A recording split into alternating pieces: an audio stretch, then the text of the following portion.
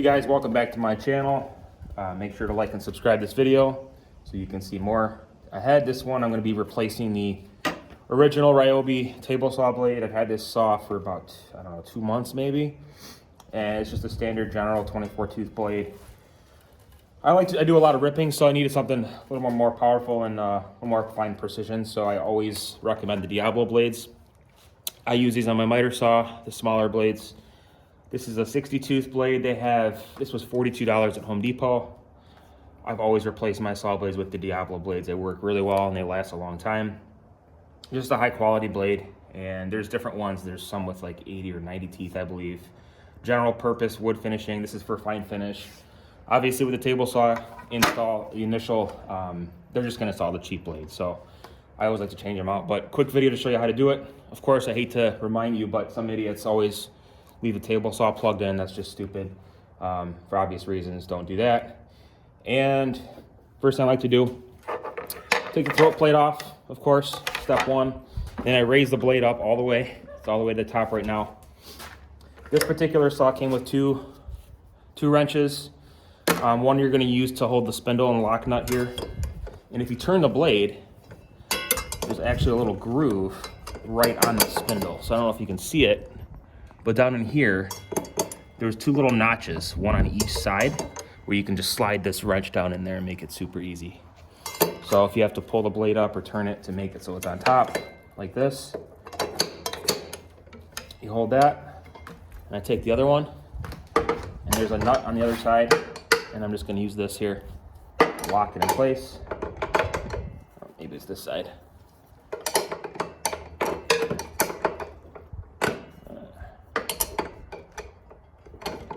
Okay, there we go. And then you just pull. You're gonna push forward on the left side to loosen it, and then you're gonna just pull the other one towards you. And then I'm holding that in place. I'm just taking the nut off while I'm holding the spindle. It's on there pretty good.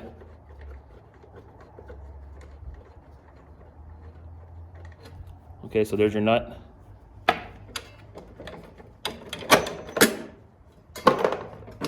And you just take it off. I had the threaded spindle come off, but no big deal. So now that I have that off, put the blade on. You want to make sure you put it in the right direction. Of course, so you want to put it on right. Got to finagle it in there.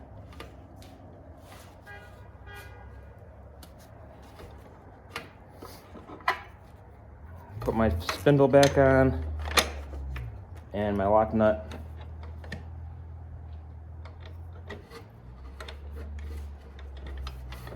And I have big hands, so it's hard to get this.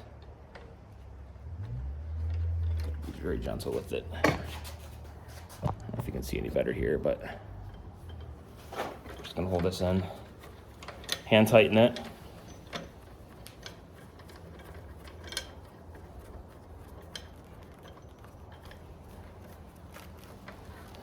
Okay, and same concept over here. I'm gonna hold this in.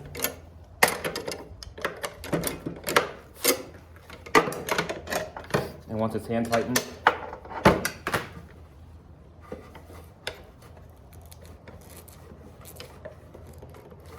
it's a lot. The threads are pretty deep, so it takes a minute.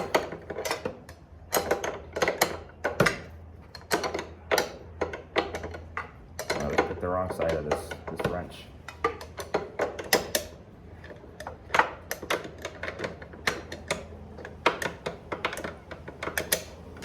Got to get it just right.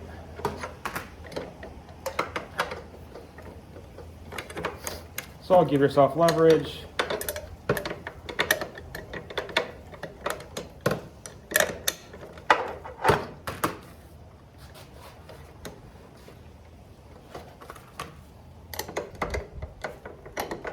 And then you're just going to go the opposite way. You don't need to go too tight, but tight enough. Make sure it's secure.